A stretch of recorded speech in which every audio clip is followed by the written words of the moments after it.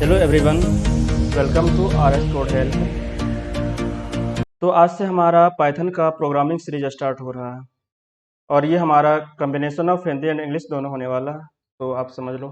ठीक है, तो आज ये हमारा पहला लेक्चर है या पहला क्लास है कह सकते हो। इसमें हम देखने वाले हैं पाइथन का इंट्रोडक्शन। तो चलो स्टार्ट करते हैं।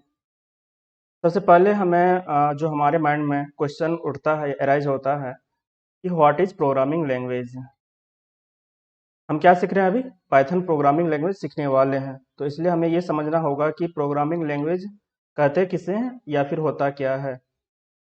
आप स्क्रीन पे देख रहे हैं लिखा हुआ है, programming language is a type of written language that tells computer what to do.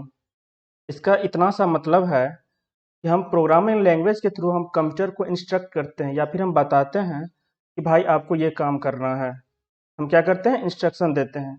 एक ऐसी भाषा है जिसके थ्रू हम क्या करते हैं, उसको इंस्ट्रक्शन देते हैं कि भाई आपको ये करना है। दैट आर हमारा प्रोग्रामिंग लैंग्वेज। अब हमारे पास कितना सारे प्रोग्रामिंग लैंग्वेज है, आप देख रहे हैं पाइथन है, रूबी है, जावास्क्रिप्ट है, सी है, सी प्लस है, बहुत सारे ऐसे हैं। ठीक है, हम बता नहीं सकते हैं, काफ़ी सारा प्रोग्रामिंग लैंग्वेज है हमारे पास, जिसमें से हम क्या सीखने वाले हैं? Python programming language. Python programming language जो है हमारा, ये क्या है? एक हाई लेवल लैंग्वेज है। हाई लेवल लैंग्वेज हम उसे कहते हैं जो मशीन नहीं समझ सकता है और हम समझते हैं उससे। मतलब हम खुद के अंडरस्टैंडिंग के लिए जो लैंग्वेज बनाए हैं, ऐसी लैंग्वेज को हम क्या बोलते हैं? हाई लेवल लैंग्वेज है। इसी तरह से पाइथन हमारा हाई लेवल लैंग्वेज है। तो फिर आपके दिमाग में ये क्वेश्चन उठ रहा होगा कि अगर यार ये हाई लेवल लैंग्वेज है तो फिर कंप्यूटर जो हमारा है वो किस तरह का लैंग्वेज समझता है? तो वो सिर्फ हमारा बाइनरी जो होता है 0 और 1, सिर्फ वही समझता है। फिर आपके दिमाग में ये सवाल उठता होगा कि फिर अगर यार ये पाइथन जो हाई लेवल लैंग्वेज है, फिर वो बाइनरी में कैसे कन्वर्ट होता है? मतलब मशीन कैसे समझता है इस लैंग्वेज को? इसको उसको समझाने के लिए बीच में एक ट्रांसलेटर है। जिस तरह से किसी फॉरेनर से हम बात करते हैं तो उसके और हमारे बीच में एक ट्रांसलेटर होता है उस फॉरेनर को समझाने के लिए। सिमिलरली हमारे पास कंप्यूटर के दुनिया में भी क्या होता है? एक ट्रांसलेटर होता है। ठीक है, तो पाइथन प्रोग्रामिंग में जो हमारा ट्रांसलेटर होता है उसको हम क्या बोलते हैं? इंटरप्रेटर कहते हैं। क्या बोलते हैं? इंटरप्रेटर। हम जो भी कोड लिखेंगे इंग्लिश में, जो हमारा लैंग्वेज है, हाई लेवल लैंग्वेज है, उसमें लिखेंगे तो इंटरप्रेटर क्या करेगा? उसे कन्वर्ट करेगा मशीन कोड में, जो हमारा सिस्टम या कंप्यूटर समझेगा उसे। तो चलते हैं आगे।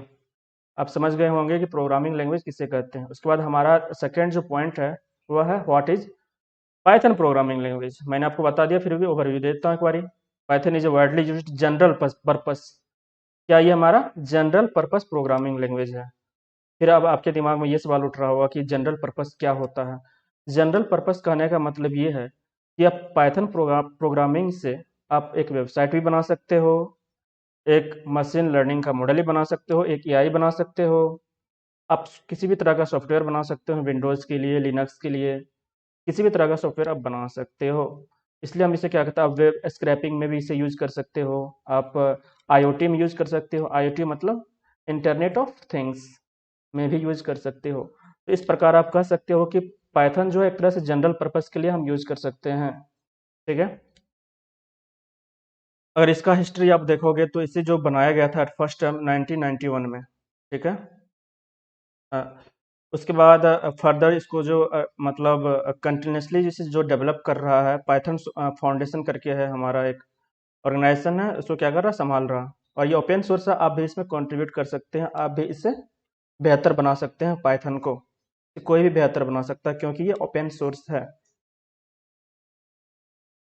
पाइथन प्रोग्रामिंग जो है एक बिल्कुल ही मतलब क्या बताएं, बिल्कुल ही सिंपल है। जिस तरह से आप सी प्लस में आप करेंगे तो उसका सिंटेक्स थोड़ा सा टफ रहता है, पर पाइथन में हमारा ये जो सिंटेक्स रहता है, मतलब जो इसका लिखा हुआ रहता है, बहुत ही सिंपल है। एक तरह से इंग्लिश लैंग्वेज की तरह है। जो इंग्लिश में हम लिखते हैं ना, सेंटेंस कुछ ऐसा ही रहता है पाइथन प्रोग्रामिंग का सिंटेक्स।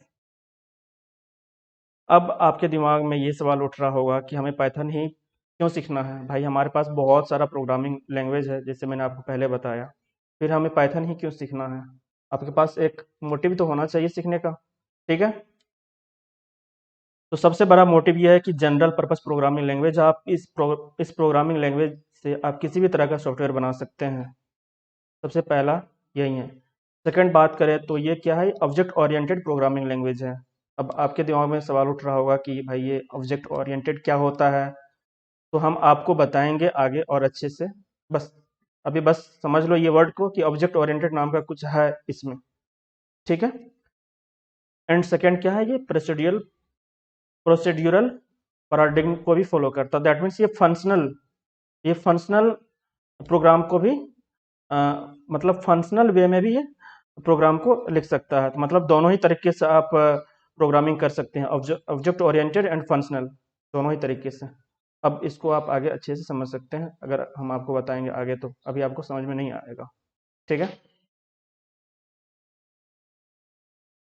हमारा ये जो पाइथन प्रोग्रामिंग है, हमारे जावा से क्या सिंपल होता है, क्योंकि इसका सिंटेक्स भी काफ़ी सिंपल है। अगर आप प्रिंट भी करने जाओ तो जावा में थोड़ा सा लिखना पड़ता है, पर पाइथन में बिल्कुल एक प्रिंट लिखो और प्रिंट कर दोगे। कुल मिलाकर के इसका सिंटेक्स काफ़ी छोटा होता है और इजी भी है। अगर आप किसी भी तरह का सॉफ्टवेयर बनाओगे तो आपको अपने दिमाग पे मतलब प्रेशर डालने की जरूरत नहीं पड़ेगा कि भाई इसको लिखने के लिए मुझे कैसा सिंटेक्स है, क्या है, नहीं है। आप मतलब लैंग्वेज पे उतना फोकस आप नहीं करोगे, ज़्यादातर आप लॉजिक पे फोकस करोगे, ठीक है। समझ रहे हो मेरा बात, ठीक है। तो आगे चलते हैं। नेक्स्ट पॉइंट है कि भाई ये पाइथन प्रोग्रामिंग कौन कौन से कंपनी या फिर कौन कौन से ऑर्गेनाइजेशन है जो यूज कर रहा है, ठीक है। तो मैं आपको बता दूं, सबसे बड़ा कंपनी इस दुनिया का आपको पता ही है, Google, Microsoft, Yahoo, YouTube, Mozilla, Dropbox, Cisco, Spotify, Quora, ये सभी जितने भी बड़े बड़े कंपनी हैं, सबके सब क्या यूज कर रहे हैं, पाइथन यूज कर रहे हैं। तो आप समझ सकते हैं कि पाइथन जो लैंग्वेज है कितना इंपॉर्टेंट है और किस तरह से सभी कंपनियां यूज कर रहे हैं, ठीक है। ये तो बात आ गई कि कौन कौन सी कंपनी यूज कर रहा है, आपको समझ में आ गया होगा ये सारी बातें। अब चलते हैं आगे, इसका एप्लीकेशन क्या है पाइथन प्रोग्रामिंग का। आप क्या क्या कौन कौन सी सॉफ्टवेयर बना सकते हैं आप पाइथन प्रोग्रामिंग यूज करके, मैं आपको बताने वाला हूँ, ठीक है। इसका जो एप्लीकेशन है, आप GUI मतलब ग्राफिकल यूजर इंटरफेस, अगर आप किसी भी कंप्यूटर में आप चाहते हो कि एक अच्छा सा सॉफ्टवेयर बनाए, ठीक है, तो यूजर इंटरफेस जो काफ़ी अच्छा हो, देखने में एकदम अट्रैक्टिव हो, तो इस प्रकार का आप सॉफ्टवेयर बना सकते हैं डेस्कटॉप का, ठीक है। आप इसे ग्राफिक डिजाइन में भी यूज कर सकते हो, इमेज प्रोसेसिंग में यूज कर सकते हो। आप जैसे आप देखे होंगे कि अगर एप्पल का या फिर कोई आईफोन आपके पास है, उसमें क्या होता है कि अगर आप किसी भी प्रकार का पिक्चर लेते हो तो उसका कितना MB का बनता है, 2 MB, 3 MB, 4 MB, 5 MB।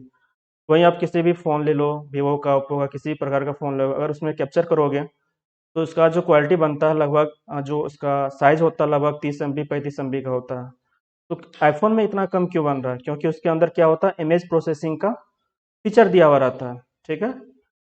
Image को क्या करता है, ऑप्टिमाइज कर देता है, और ऑप्टिमाइज करने के बाद उसका जो साइज है डिक्रीज हो जाता है, पर क्वालिटी पे फर्क नहीं पड़ता है। तो इस प्रकार का सॉफ्टवेयर आप बना सकते हो पाइथन से, समझ रहे हो।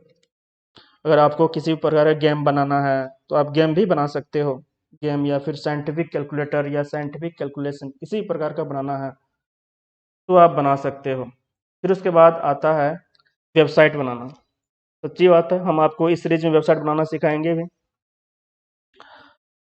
ये काफ़ी ज़्यादा यूज हो रहा है वेबसाइट बनाने के लिए पाइथन, ठीक है। इसका जो फ्रेमवर्क है पाइथन का, मतलब फ्रेमवर्क उसे कहते हैं जो मतलब फ्रेमवर्क का ऐसे मतलब समझो कि फ्रेमवर्क पार्टिकुलर चीज़ के लिए कस्टमाइज करके रखा हुआ रहता है पहले से ही उसके अंदर, ठीक है। तो पाइथन में हमारे पास क्या है, जेंगो है, और अगर आप API वगैरह बनाना चाहेंगे तो आप DRF है, जेंगो रेस्ट फ्रेमवर्क, ठीक है। ये सब आगे समझेंगे, बस आप बस सुनते चलो फिलहाल। उसके बाद आप वेबसाइट बना सकते हो इससे, फुल स्टैक मतलब फ्रंट एंड भी बना सकते हो, back and that mean server भी बना सकते हो, सब कुछ बना सकते हो पाइथन यूज करके चाहो तो। उसके बाद आप इंटरप्राइज एंड बिजनेस एप्लीकेशन बना सकते हो। इसका क्या मतलब हुआ, इंटरप्राइज एंड बिजनेस एप्लीकेशन होता है कई बार कि आप किसी बड़े बड़े कंपनी में जाओगे तो होता है कि एडमिनिस्ट्रेटिव के लिए एक सॉफ्टवेयर बनाना हो, ताकि किसी भी एम्प्लॉय उसके ऑर्गेनाइजेशन में किसी भी ऑर्गेनाइजेशन में या फिर उसके ऑर्गेनाइजेशन में जितना भी एम्प्लॉय है उसके सारे डाटा को स्टोर कर सके, उसका एफिशिएंसी चेक कर सके, किसी भी तरह का सॉफ्टवेयर आप बना सकते हो। उसके बाद ऑपरेटिंग सिस्टम में भी इसे यूज होता है, जैसे आप लिनक्स वगैरह देखते हो तो लिनक्स में इसको यूज किया गया है, लिनक्स ऑपरेटिंग सिस्टम में। इनफैक्ट लिनक्स के अंदर पहले से इनबिल्ट आता है पाइथन, उसमें आपको इंस्टॉल करने की जरूरत पड़ता ही नहीं है। डाटाबेस जैसे इसके लिए यूज होता है, इसके अंदर होता है ORM, ऑब्जेक्ट रिलेशन मैपिंग करके आता है कुछ, आपको बताएंगे आगे, ठीक है। उसके बाद लैंग्वेज डेवलपमेंट में काम आता है, प्रोटोटाइपिंग, सॉफ्टवेयर डेवलपमेंट, ये सब सारी चीज़ें हैं। एप्लीकेशन है किसका, पाइथन का। तो आपने एप्लीकेशन देख लिया, तो ये सब तो लेक्चर था यार, अब बोर हो रहे होंगे, ठीक है। तो आप चलते हैं हमारे मेन मुद्दा जो आज का है और आगे भी काम आने वाला है, ये सब तो बस है यार, ठीक है, समझ रहे हो। चलते हैं आगे। सबसे पहले आपको जो इंस्टॉल करना पड़ेगा, और ये बहुत ही ज़रूरी है, अगर आपके पास विंडोज़ का सिस्टम है या लैपटॉप है या कंप्यूटर है, जो भी है आपके पास, तो उसमें आपको क्या करना पड़ेगा, पाइथन इंस्टॉल करना पड़ेगा, ठीक है। पाइथन प्रोग्रामिंग लैंग्वेज अगर आपको सीखना है तो इंस्टॉल करना ही पड़ेगा। आगे के लेक्चर में हम एक एडिटर यूज करने वाले हैं, VS कोड, इसे भी आप इंस्टॉल कर लेना, ठीक है। मैं आपको बताता हूँ कि आपको इंस्टॉल कैसे करना है, ठीक है। अ, यार मैंने आपको बताया था कि पाइथन को समझाने के लिए, मतलब पाइथन जो हमारा लैंग्वेज है उससे कंप्यूटर को समझाने के लिए हमारे पास एक इंटरमीडिएट होता है, क्या, इंटरप्रेटर है। तो हमारे पास एक इंटरप्रेटर भी होना चाहिए। तो पाइथन अगर आप इंस्टॉल करेंगे तो इसके साथ साथ इंटरप्रेटर पहले से ही आता है, मैं आपको दिखाता हूँ, मैंने इंस्टॉल करके रखा हुआ, जैसे IDLE। ये IDLE क्या है, हमारा इंटरप्रेटर है, खुल रहा, ठीक है, एक मिनट, फर्स्ट टाइम लेता, ये हमारा क्या इंटरप्रेटर है। तो अगर आप पाइथन इंस्टॉल करोगे तो आपको ये मिल जाएगा फ्री में साथ में ही, जैसे ये लिंक दिया हुआ है यहाँ पे, ठीक है। आप सिंपल से यहाँ के सर्च करो पाइथन डाउनलोड, ठीक है।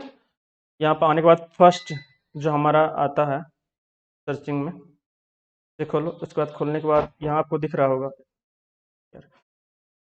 यहाँ पे आ रहा है ऑप्शन डाउनलोड का, तो यहाँ से आगे क्या, इसे डाउनलोड कर लेना, मैं पहले से ही डाउनलोड करके रखा हुआ हूँ, ठीक है। आप इसे यहाँ से डाउनलोड कर लेना, डाउनलोड करके इंस्टॉल कर लेना, एकदम नेक्स्ट नेक्स्ट करके इंस्टॉल हो जाएगा यहाँ से, तो आपके सिस्टम में आ जाएगा, ठीक है। मैं जैसे देखता हूँ, यहाँ पर आओ, इसे क्लिक करो, ये लिख किया मैंने, ये आ गया, यहाँ से डाउनलोड हो जाएगा आपका इस तरह से। दूसरा आपको करना है क्या, VS code, visual studio code, VS code. अब VS कोड लिखो, आ जाएगा, ठीक है।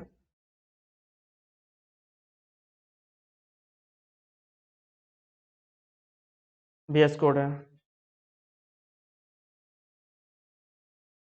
तो आप यहाँ से आकर के इंस्टॉल कर लेना। अगर आपके पास विंडोज सिस्टम है तो विंडोज में कर लेना, ठीक है। अगर आपके पास मैक है या फिर लिनक्स है तो आप यहाँ से आप कर लेना, ठीक है, अपने अनुसार प्रिफर्ड। आपको तो इंस्टॉल करने आता ही होगा, आई होप। बस नेक्स्ट नेक्स्ट करते जाना, डाउनलोड करके इंस्टॉल हो जाएगा। तो आपके सिस्टम में ये दोनों चीज़ें होनी चाहिए। अगर किसी प्रकार का आपको प्रॉब्लम आ रही है तो आप मुझे कमेंट सेक्शन में बताओ, मैं आपको हेल्प कर दूंगा या फिर एक नया वीडियो बना दूंगा जिससे आपको हेल्प मिल जाएगा। किसी प्रकार का हेल्प अगर आप चाहते हो तो आप मुझे कमेंट सेक्शन में करो, मैं आपको हेल्प कर दूंगा भाई। मेरे पास तो और कोई ऑप्शन है ही नहीं हेल्प करने का, आपको ही पता है। आ, फिर तो बस इस लेक्चर में इतना ही, और तो कुछ है नहीं बताने के लिए। अब नेक्स्ट स्टेज में हमको बताएंगे स्टार्टिंग से कि कैसे क्या लिखना है, सिंटेक्स क्या होता है, कहाँ से स्टार्ट करेंगे। ये तो बस इंट्रोडक्शन था किसका, पाइथन प्रोग्रामिंग लैंग्वेज का। इस वीडियोज में बस इतना ही भाई। यार आप अगर आप यहाँ आए हो तो यार थोड़ा सा क्या करो, सब्सक्राइब एंड लाइक कर दो यार, ठीक है। चलो, थैंक यू।